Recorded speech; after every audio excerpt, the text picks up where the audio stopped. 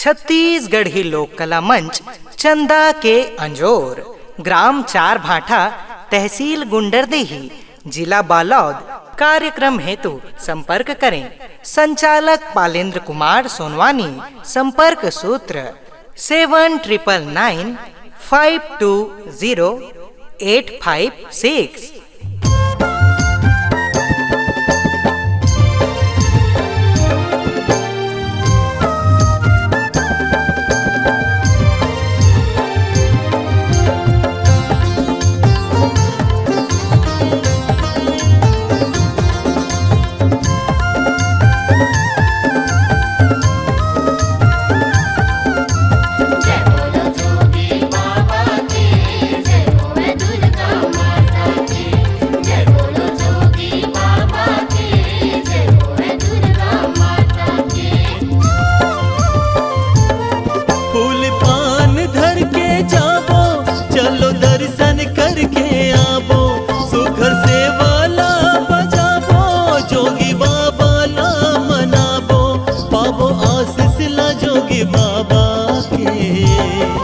चलो जोगी मठ जाबो चार भाठा के, जोगी बाबा ला जगाबो चार भाठा के। फूल पान धर के जाबो, चलो दर्शन करके आबो, सुघर से वाला बजाबो, जोगी बाबा ला मनाबो, पाबो आशीष ला जोगी बाबा के। चलो जोगी मठ जाबो चार भाठा के, जोगी बाबा नाम नामो चार भाठा के।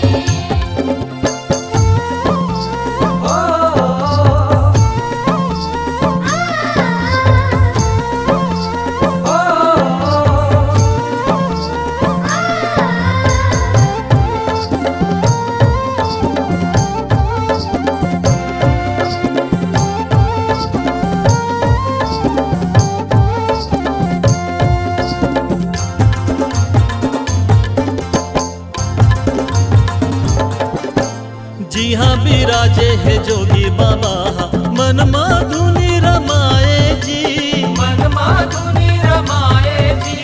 नर नारी मन दर्शन पाके, मन के मनौती लपाए जी। जी हाँ विराजे है जोगी बाबा, मन माधुनी रमाए जी, नर नारी हाँ दर्शन पाके, मन के मनौती लपाए जी। लाली चुनरी ला चढ़ाबो, चूरी फुंदरी धर के जाबो, चलो ज्योति ला जलाबो, नवरात्रि ला मनाबो, गाबो जसला दुर्गा माता के। चलो जोगी मठ जाबो चार भाठा के, जोगी बाबा ला जगाबो चार भाठा के। जोगी बाबा नाम नामो चार भाठा के।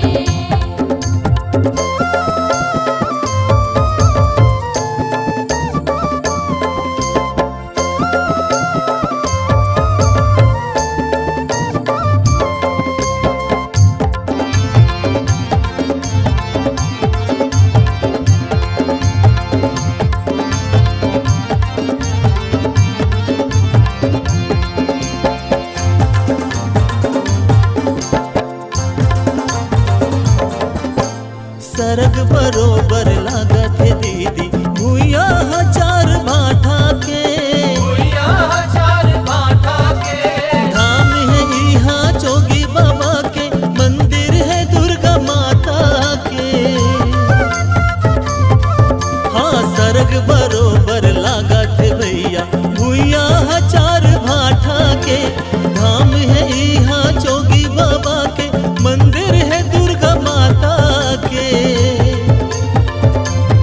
बाबा करही सदा सहाई, दया करही दुर्गा दाई, यहाँ लगते मेला मड़ाई, लागे चारों कोती सुखदाई, सबले दया माया के नाता है।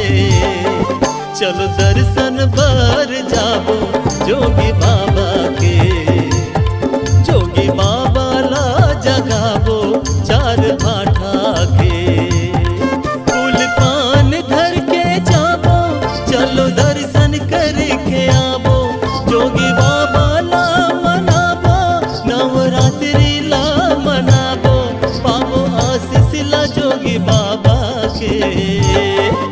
चलो जोगी मठ जाबो चार भाटा के।